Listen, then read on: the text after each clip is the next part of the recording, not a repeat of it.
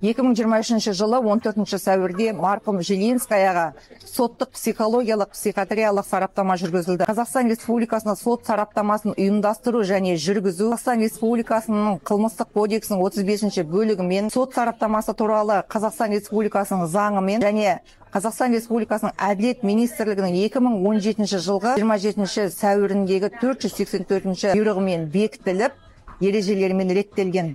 Аталған заңдарға сәйкес сарапшы қорытындысында қолданылған әдістердің сипаттамалары мен ғылыми негіздері толық көрсетілуі тиіс. Сарапшы тарапынан қолданылған барлық әдістер мемлекеттік тізімге енгізілген болуы керек. Сонымен қатар сараптама толық объективті және ғылыми тұрғыда негізделген болуы керек.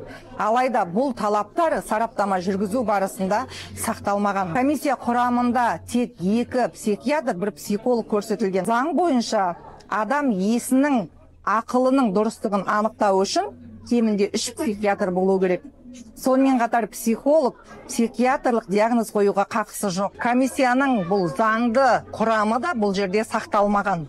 Сараптама барысында сарапшылар науқастың ресми медициналық құжаттарына емес, адвокаттың медициналық мекемелерден алған жалған анықтамаларына, куәгерлердің пікірлеріне және сотқа жазған талап арыздағы жалған айғақтарға сүйенген.